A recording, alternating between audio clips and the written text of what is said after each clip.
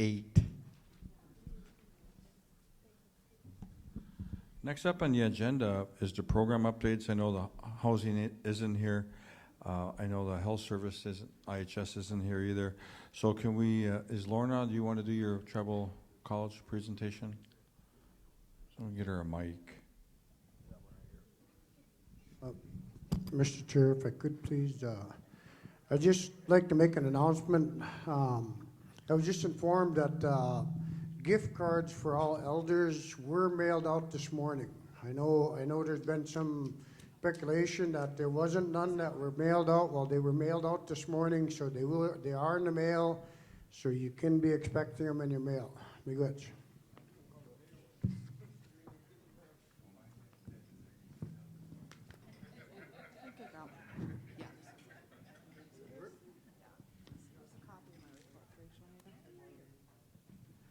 Bonjour, everyone. Council, thanks for inviting me. So I'm just going to give you a quick, short update on the tribal college and let everyone know what's going on up there. So we're gearing up for spring semester right now. Our students are on semester break. The next semester starts January 13th. We have registration going on right now. If anyone is interested in coming up taking classes, feel free to stop up. Registration for new classes ends on January 3rd. So with the holidays, that's really a short period of time there. Keep in mind we have the cultural waivers, we have the elder waivers, community waivers. If you're interested in taking a class, come on up and see us. As soon as we get classes started, we'll be kicking off the new P2P, our Pathways to Prosperity grant. That program is going to be held in conjunction with the Workforce Center. It's a new program that will offer short-term classes and workshops to anyone who is interested in increasing their skills. Our focus will be on people who are unemployed or underemployed. The program will offer assistance with GED, career readiness, cultural exposure, creating a wellness plan, and 3 pathways for specialized courses allowing participants to get training to become a child care provider, EMT, CNA, or get computer skills. So I'm going to really try to encourage people to come to those classes. The only way we can hold those classes is if we get enough participants. And they're going to be offered free of charge, so you can't beat that. The P2P program is a new partnership that we have going on with primarily the Workforce Center down at Nadawash, so it's been great partnering with them. We've been working with WeCare, MFIP, and other tribal programs. And we'll be using the case management plans that are already in place at those programs rather than starting all over and creating new plans for everybody that comes through. So we have a new academic dean. We have a new associate dean of student services, both of whom have ties to White Earth. So we're really glad to have, basically our whole management team is either a tribal enrollee or a descendant. So we're really proud to have that as well. Today we have 3 students coming back from Costa Rica. They've been there for 2 weeks on an awesome experience. And so we're really excited to have them back on campus and hear about all their stories. The Student AHAC Club has been fundraising. They are planning for a trip in March to Albuquerque. They'll be attending the annual AHAC student conference there. So we appreciate everybody's support in supporting them. Our fiscal year 19 audit report has been complete, and I assume that's been, no, it hasn't been received in your office yet, because they didn't present it to our board yet. As soon as the board gets it, you will. No problems in that. It was good, clean. So we're glad to see that. So we're going to be starting a new comprehensive strategic plan, which will involve some surveys. You'll see some things in the tribal paper. You'll see some things in the communities. And we're going to really encourage people to provide your feedback on those. So we do like a strategic planning process once every 5 years. So we'll be doing it now. And this is the opportunity for everybody to provide input on the programming that we'll be offering at the tribal college for the next 5 years. So when you see those surveys come out, please give us your feedback. That's what counts. That's what will decide what we do going forward. So take the time to let us know what you think. Right now, we're focused on community workshops and the AA degree. We're going to be asking your input in those surveys about workforce skills and about the possibility of adding another degree program or switching degree programs just to see what people think. We did receive great news this week from Washington, D.C., and I know the Tribal Council helped us with this and your lobbyists in D.C. The Future Act was signed by President Trump. I think he's still our president. Yesterday, that provided for permanent funding for our Title III grant. So that funding is so important and critical to us. So we thank you all for your support on that. On just one last note, I've drafted a resolution that I've included in the packet to the Tribal Council. We are asking for your support at the Tribal College, not for money, you already do that, and we appreciate that as well. But I understand that some time ago the Tribal Council did a Buy Indian resolution. I don't know if that's still in effect or not. Yeah? Okay. So this aligns with that. So we want to try to encourage other tribal programs to continue to come up and work with us at the Tribal College rather than spending a lot of money going elsewhere and getting their training off the reservation. And I heard so much in this room today from everybody about let's work together and do good things for our people. And this aligns exactly with that. So I don't expect you to take action on that right now. I know you haven't seen it yet, so I'd just like to present it to you, and whenever you get a chance to consider it, that would be great. Question? I like this resolution, Mr. Chairman. It basically it just says that we're going to ask our departments and our organizations to work with the Tribal and Community College, it supports our college, it supports our community, and it's more organized fashion. But I would also like to say that I know as part of our remarks, Mr. Chair, that we have discussed of possibly doing a lot of construction related to clinics, a lot of construction related to possible homeless shelters, urban reservation areas, and so this resolution does support that initiative. The only thing that I would like to try to do is set up a meeting with the Tribal College in the near future. I know Tom Bement is working on this for us. It's very possible we're going to spend tens of millions of dollars here in the next fiscal year. And so if we can get our people trained to fill these jobs, construction jobs, managerial, secretarial, et cetera, we would love to have a training and some support done with the college in partnership. And I know you guys have a wonderful team over there to support that. And in the long run, the more we support our community college, the more empowered our students are, and they become part of our workforce. And so, I mean, long term, we have a lot of capacity building issues, human capital, and so by educating our people locally, this resolution is just right in line with that strategic plan. So, Mr. Chair, I would like to make a motion to approve this. Okay, we'll have to make a motion to approve this resolution by the Tribal College to buy Indian by using their facilities to train, assist, help. Second by Kathy. All in favor? Motion carries. Thank you. So, yeah, that's what we need to do, you guys. We can do this. We're smart. We working together. The couple programs that I've worked together with at the college and the tribal programs, in particular the Workforce Center, we come together and we can do some really good things, and we're making them happen. And we need to just keep doing that. I'm glad to hear you have a lot of things coming up. Yes, we need to talk about that because we can provide the training for that. Awesome. Just wondering, do we have any kind of entrepreneurship or business, starting a business kind of program at the colleges? We offered an entrepreneurship class for the first time and starting in January. Yep, so it's coming. And again, that's coming from feedback from people. So again, when you see those surveys, when you see us asking, what do you think, what are your thoughts, give that feedback because that's what we do with it. Yeah. On just one last other quick note, I should also mention that we are also looking at the possibility of expanding the college into the metro area.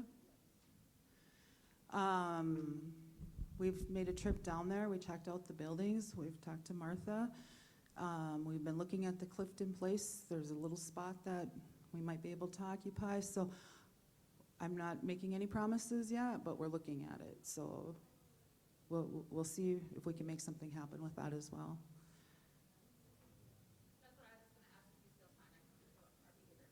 Oh, I read your mind. Any other questions? Bill?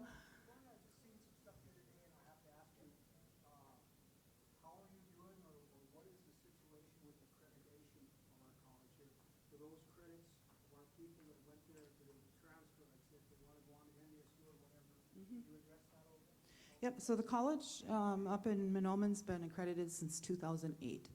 And you can go onto our website, and way in the bottom of the page, there's a link to the HLC. That's our accrediting body. So you can go on there because that's all public information. Anybody can click on that link and check us out anytime that they want. As far as the other part of your question, can the credits transfer? I want to say yes, but I can't say yes because it's up to the receiving institution.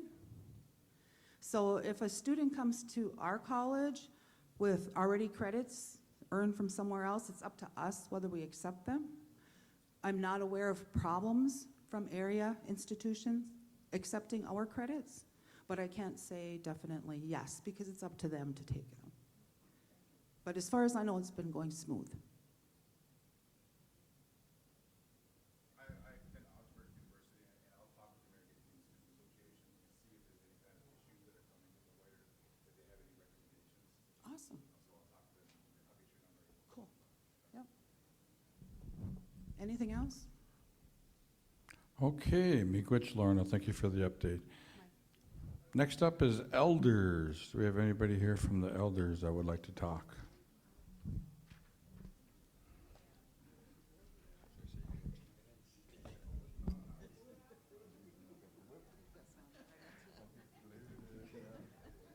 See, where the heck can I go? So, thank you, Council, for allowing me to be here, and for all others, welcome to White Earth. And I should introduce myself. I'm Lucille Silk, the chair of the White Earth Council of Elders. My nickname is Tito, so that's what everybody knows me by. So we had a meeting on December 3rd in White Earth, and we had our new elections for 2 years. I was retained as the chair.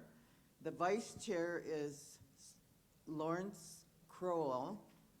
Secretary, we have a new secretary, is Stephanie Williams, and our treasurer is Colleen Blattenbauer. That will be the executive board too. It was good to hear all the different concerns and problems that we're all facing these days. One of the things we've always said is our elders are here to advise. We're not trying to take over any programs. We're here to listen, to advise for everybody. We have a council that is governed through we're endorsed by the RBC, but we're independent. So, we try to address concerns that come to us, and believe me, we have a lot of them that come through to us, including the metropolitan area. We get people calling us from there asking, where can we get this kind of help? What can we do? What we're trying to do here, and Ellen's gone right now, but we're trying to form Elder Affairs Commission which would be endorsed by our Reservation Business Committee and a part of the Reservation Business Committee, which could advise on a lot of the programs that are out there. Again, we're not trying to interfere with any kinds of programs, but when we have concerns, we will bring them to the appropriate sources. Now, a lot of these programs, what we hope to do with that Elder Affairs Commission is try to combine all that, and we have gone through a lot of information to find what the concerns are of our elders and others throughout the reservation. When we meet, we don't just stay in White Earth. We go to all the communities at various times for our meetings. And we hear what's happening in those communities. And we also hear by telephone. I was talking to Lorna back there, and I said, we don't do Facebook. We don't even know how. So, you know, that's not a resource for us. I keep trying to tell everybody, our resources are basically our Moccasin Telegraph. That's the best kind of information we can get out there. We do utilize the Anishinaabe paper and the radio as much as we can. But we have to have more communication flowing throughout all these programs. Once we get this Elder Affairs Commission together, it should have listed who is responsible for what and where and when and how. So it's been a lot of meetings, a lot of work. I don't know how soon we're going to get this done. I hope very soon.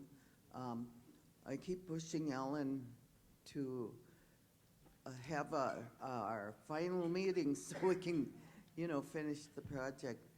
But when the outcome, just like everybody that I've heard, we hope is to address all the concerns of the elders out there and try to figure out how we can help. We heard the idea of tiny homes. I like that idea. I think it's a good idea especially for elders that are widowed or you know, just what happens when they have a bigger home is, guess what? It's filled very soon with grandchildren and, you know, the children and the great-grandchildren. And that's where we run into problems of our elders eventually taking care of grandchildren or great-grandchildren when they should be trying to enjoy some part of life, whatever's left of it. We need to provide safety. One of our biggest concerns is safety also on our reservations. For the elders living in the community as well as in facilities. Somebody mentioned here today, I think it was Sam, that said we had a door that was kicked in. It was at the congregate. So those people had to be without, you know, safety over the weekend. There's a big board on it now, but, you know, the whole idea is we need to make elders safe and comfortable. We had a Christmas party on January 12th, and we had over 251 elders that came to the party, not counting the spouses that didn't sign up and others that came as PCAs or whatever. I know there was a whole lot of work that went into it, and I want to give our elder council credit for that because they volunteered time to go up and make ornaments, all homemade decorations for the trees, for the around the facilities. They made the baskets to hand out, gift baskets for everyone. They made candy bags and filled all those. I mean, it was a tremendous amount of work. So thank you to all those elders that helped with that. It saved your program a lot of money because your staff didn't have to go there. I would like to thank Minneapolis for being here. I've been wanting to take some of our elders down to Minneapolis and meet with you guys there because we have a lot to offer you as well as you sharing with us also. We don't forget our people that are down there. They're still our families, and we'd like to keep that connection and make improvements on it. So we'll do what we can to accommodate that. Homelessness, not going to go into all that, but it's good to hear that they're going to have some place that these people can go to be safe. We've had winter since fall, so we got a long ways to go now. Mike just came in, Mike LaRock. I want to especially thank him as our MC for the Christmas party. He did a terrific job. Kept it going and addressed all our needs there. So thank you, Mike, for that. And thank you to the RBC staff that came to the party. I believe you all were there except Ray, but you all came, and that meant a lot to us for you being there. Thank you for that. We'll be working, I was just talking with Lorna too.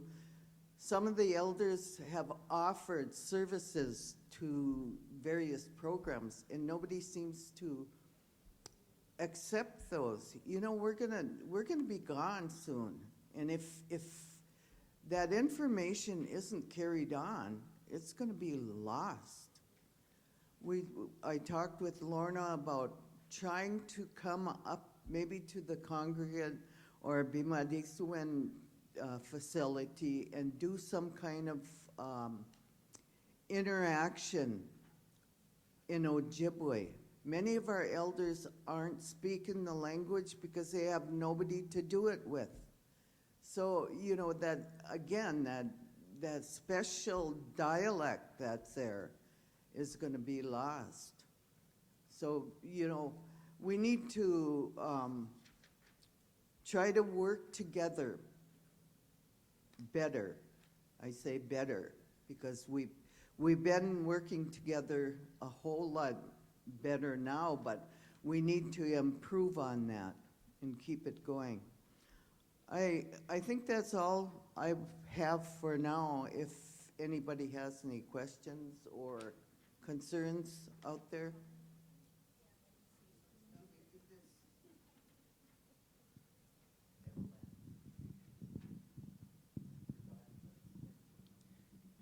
Thank you. Yeah, I'm back again. This is about my fifth time coming before the council. Still searching for answers and concerns about Point, about the toxic chemical burial. The kids are starting to realize what's going on. They're noticing this stuff. I had a teenager that was supposed to be here today that's wants to start speaking up. They're paying attention to what's going on. And we have the spraying around the fields in our community. We have the mold in the houses. Now they're burying, chemicals in the middle of the village. I think there should be some more concern shown to our people. You know, when you don't pay attention to them or show them you care, you kind of wonder why they're on drugs. You know, we have to stand up for them and say something. I feel like we've been just getting a runaround about these issues, about especially the chemicals. We've been told there was a citation. There was no citation on record or ever been. We've been told somebody was coming to our meeting. Nobody showed up at our meeting. You know, we just keep getting a runaround about stuff that's been going on, and you know, our people, they know what's good. They're watching. These are the young kids. If you're worried about people on drugs, let's start showing them you care. But like I said, I'm gonna keep pushing this until something happens for our people in the community. I feel like we're forgotten over there. We're not even on the schedule for a meeting. People just seem to put Pine Point completely off the map. And it just shows from what's been going on for years of us being sprayed on. I think it's time to really do something. So that's why I'll keep bringing this up here. Thank you. Yeah, getting to that, I guess that Gordon's does have court next month pertaining to that burn, so, and we'll get more information back to you too. I was just gonna email Monica and reach out to you, Ev. Can I say something? I'd like to add a little bit to what Tito said. Pine Point has had an issue that we brought up. I know I brought it up with Alan and Ben, if he's still here. I guess he left.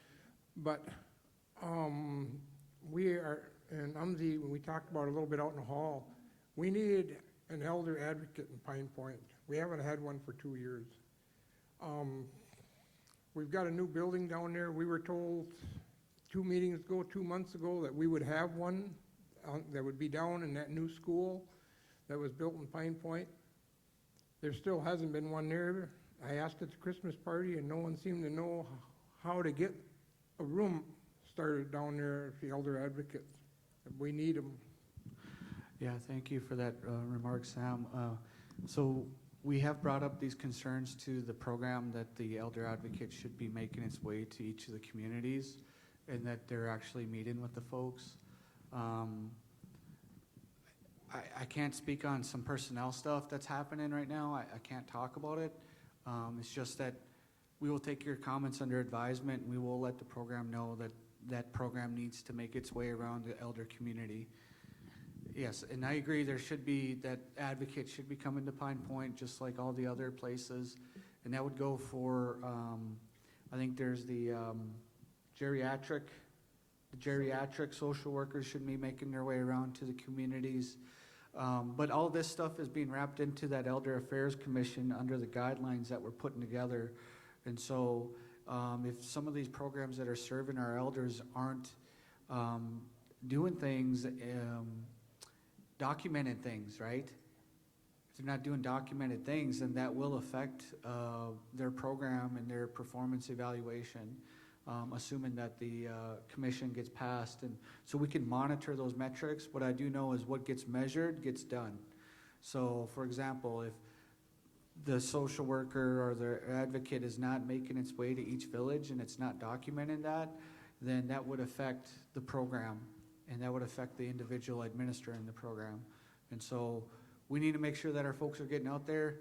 We just got to get this commission there, so. Somebody and I talked to Ben, and we discussed maybe we need to hire a third elder advocate. Well, I know back several years, back I think around 2016 or whatever it was, I think there was budgeted for 3 elder advocates, and somehow that never happened. We were supposed to get one for each district to take care of the elders and, you know, and stuff like that, and somehow that got thrown to the side, and they only ended up hiring one and leaving it up at the sports complex.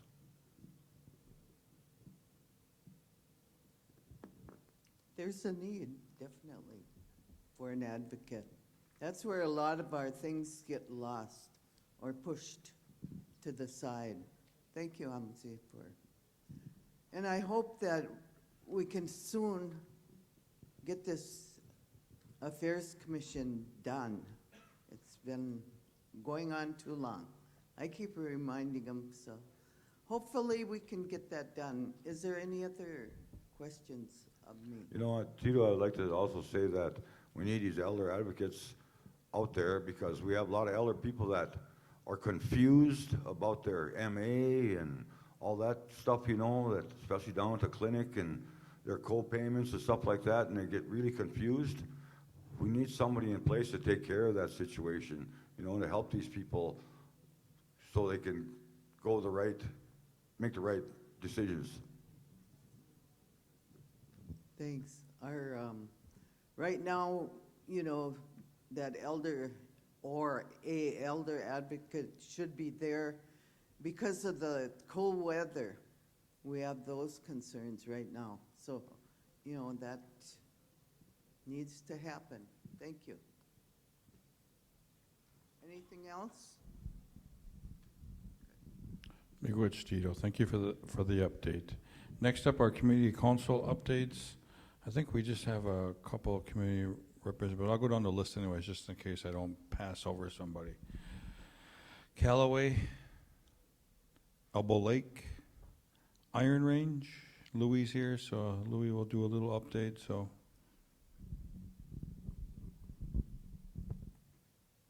I don't need a mic. First thing, the Iron Range did have their Thanksgiving, Christmas dinner. I think it was on the 11th. And our communications weren't very good. Everybody here is invited up there to visit with us and attend our meetings. We meet the second Wednesday of every month in Marble. We love to have people come and see what we're doing. We love the communications with everybody up here. Elders group, we love to see. The Metro, we had two of the tribal council come up for a dinner, and we really appreciated it. We had other people there. We had a good time. It was kind of a small meeting, but it was productive. And a lot of our concerns were put forward to the council members that were there. And we have concerns with gathering permits, communication,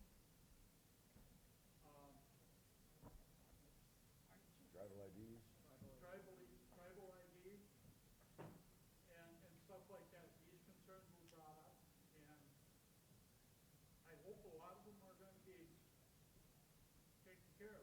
But I do want to say, we do want communications with each one of the other community councils, especially the Metro, with the Cass Lake Urban, the Leech Lake Urban, because we have so much in common. Other than that, I don't have much. Miigwech, Louis. Thank you. Okay, next up is Manoman, Nitawash, Cass Lake, Pine Point. Pine Point's here. So. This one I want, Tito and I both forgot about this.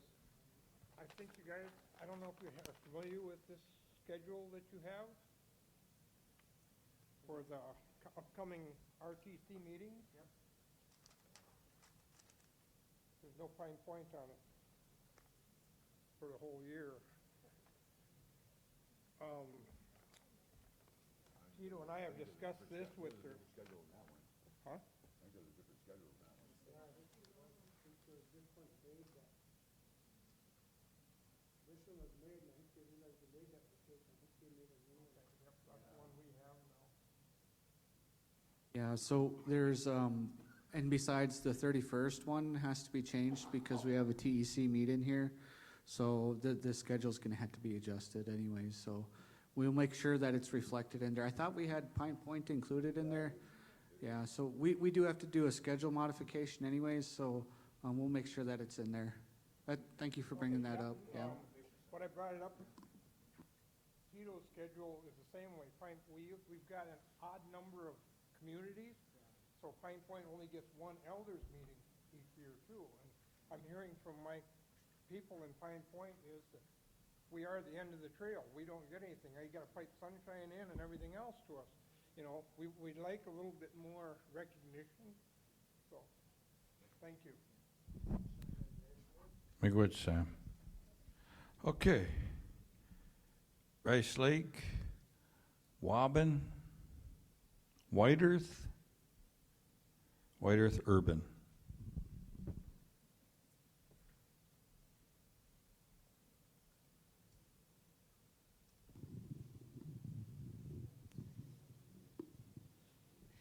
All right. Bonjour, Angie Ndijanakaz. I am the co-chair of the Urban Council. Just a little update on what we've been doing. We had a wonderful Thanksgiving elders luncheon. We had some music, and we had so much food, and the elders were so happy. Everybody got a gift card, and just it was great to be together, and it was a pretty big turnout, I thought. Let's see, when we met with the council this past, last Saturday. We are over the moon at the inclusion that we're finally getting. So you might not have realized that past councils haven't really heard us. So they are now, and we're just looking forward to going forward. Sunday we're having the Urban Children's Holiday Party. We're looking forward to that. All the little kids are so much fun. And then yesterday the teenagers had Christmas cards that were distributed because the toy drive. What do you get teens? We can't put PlayStations in there and games, so gift cards were distributed. Yeah, I don't know, I can't think of anything else. But we're really excited to be a part of this, and we're going to be making as many meetings as we can.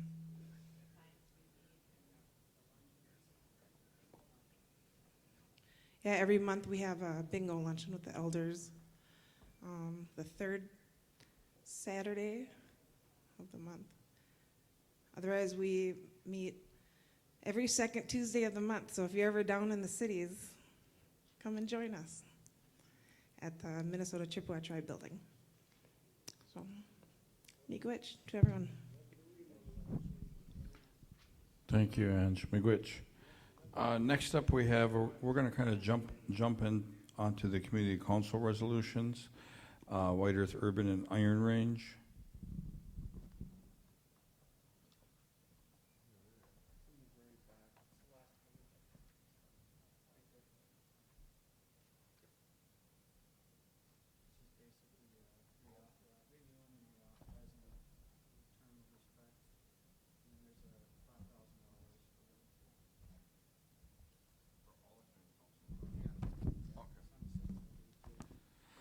Okay, we're going to go over a resolution that we're kind of. Yeah, it's a renewal. We're just reaffirming our support for community councils, and we're going to give them each $5,000. Okay, we're going to renewal, and also we're going to support our community councils, and we're also going to distribute $5,000 to each of them. So that'll go for Iron Range, Rice Lake, White Earth Community Council, Pine Point, Big Elbow Lake Community Council, Leech Lake Community Council, which is the Cass Lake office, Callaway, Urban Community Council, Natawash, Menomin, Wobbin.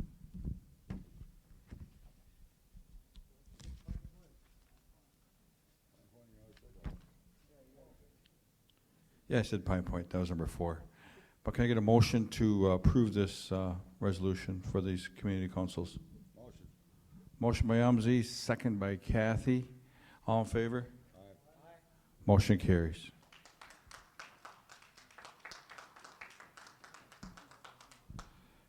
All right, after that is, next up is new business is the Caribou Thunder. So I think we're going to do a presentation, I think, so.